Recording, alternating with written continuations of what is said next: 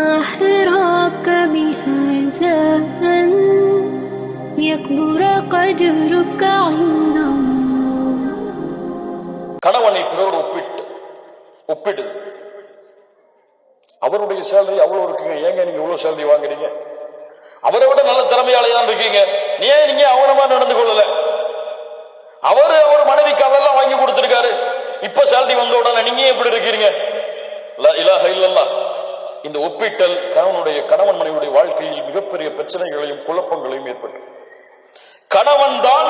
அவன்தான் ராஜா இந்த உலகத்திலேயே அவன்தான் எனக்கு ராஜா, அவனை விட யாருமே கிடையாது என்பது போல் அவனை உணர வைக்க வேண்டும்.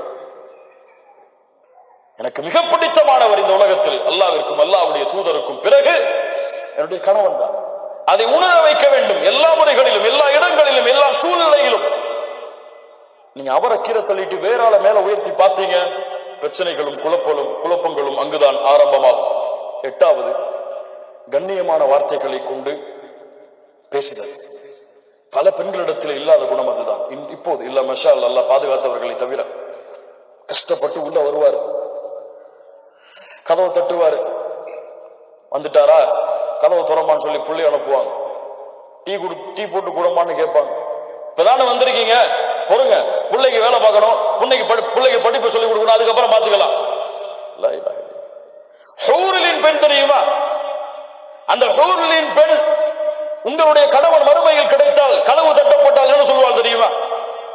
அல்லாஹ்வுடைய தூதர் ஸல்லல்லாஹு அலைஹி வஸல்லம் சொன்னார்கள், அல்ஹம்துலில்லாஹில்லதி அஹ்யாக லனா வ அஹ்யானா லக். எங்களுக்காக உங்களை படைத்த கதவு அப்பதான் திறப்பா நரகத்திலிருந்து வெளியே வந்து, அப்ப அந்த 2 பெண்கள் சொல்லுவார்கள், மனைவிமார்கள் சொல்லுவார்கள், உங்களுக்காக எங்களை படைத்த, எங்களுக்காக உங்களை படைத்த அந்த அல்லாஹ்விற்கே எல்லா புகழும். அவன் அவ்வளவு உச்சத்துல போய் சொல்லுவான். சொர்க்கத்துல என்ன மாதிரி யாருமே கிடையாது இந்த வார்த்தைக்கு பிறகு.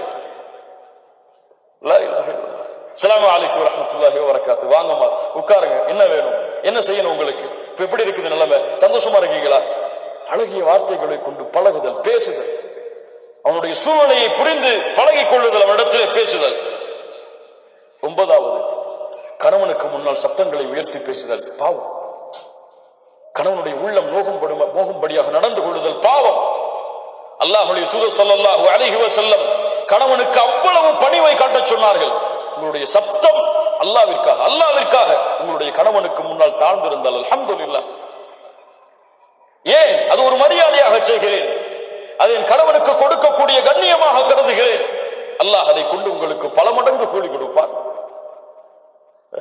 இன்னைக்கு அவங்க பேசினா வீட்டை விட்டு வெளியே ஓடிடணும், அப்படி இருக்கும். இல்ல மாஷா அல்லாஹ், அல்லாஹ் பாதுகாத்தவர்களை தவிர கண்ணியத்துக்குரியவர்களே, அல்லாஹ் ரப்புல் ஆலமீன் நம்முடைய நிலைமைகளை சீர்படுத்துவாராக. இந்த 2 குடும்ப உறவுகளும் பிரிவதிலே இன்பம் காணக்கூடியவன் உங்களை விட, உங்கள் குடும்பத்தில் இருப்பவர்களை விட அல்லாஹ்வால் சபிக்கப்பட்ட இப்லீஸ். ஹதீஸ் நினைவுபடுத்திக் கொண்டு இருக்க வேண்டிய ஹதீஸ்.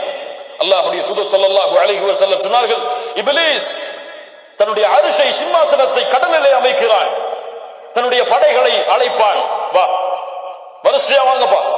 என்ன செஞ்சீங்க? இந்த மாதிரி அங்க போன, அவரை புறம் பேச வச்சுட்ட, போ. நீ என்ன செஞ்ச? போய் பேச வச்ச, போ. என்ன செஞ்ச? திருட வச்ச, போ. எல்லாம் பாவம் அடிக்க கொண்டே போவா. இப்லீஸ், நான் ஒண்ணு செஞ்சேன்.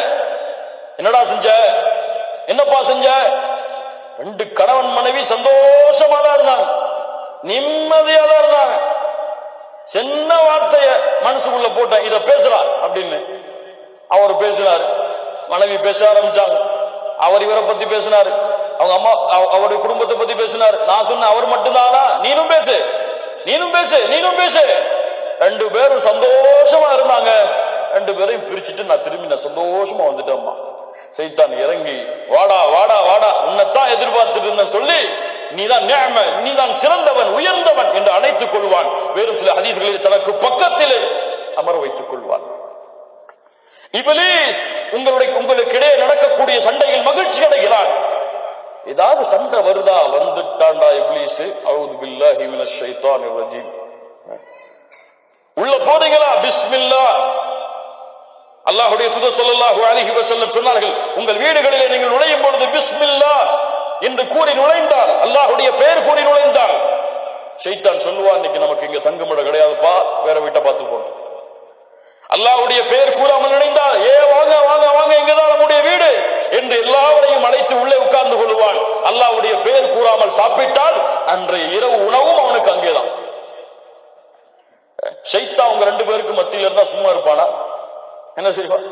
ஷைத்தான வீட்டுக்கு வெளியிலேயே பிஸ்மில்லான்னு சொல்லி அனுப்பிட்டீங்கன்னா சண்டை இருக்குமா? பிரச்சனை இருக்குமா? சச்சரவு இருக்குமா? கவலை இருக்குமா? லா இலாஹ இல்லல்லாஹ். கண்ணியமாக வாழ வேண்டிய வாழ்க்கை, மகிழ்ச்சியோடு வாழ வேண்டிய வாழ்க்கை, அன்பையும் பாசத்தையும் மாறி மாறி காட்டி இந்த உலக வாழ்க்கையுடைய அத்துணை கவலைகளையும் மறக்க வைத்து ஒரு மகிழ்ச்சியான மனிதனாக இந்த உலகத்திலே கணவனையும் மனைவியையும் ஆக்குவது இருவரின் மீதும் கடமையாக்கப்பட்ட கடமை. இன்னைக்கு பிரச்சனைகளையும் தலாக்களையும் சச்சரவுகளையும் சண்டைகளையும் அடித்தல்லையும் இருவரும் மாறி மாறி ஏசுறதிலையும் நடந்து கொண்டிருக்கிறது. இது முசீபா, இது முசீபா, சோதனை. அல்லாஹ் ரப்புல் ஆலமீன் நம்மை பாதுகாப்பான்.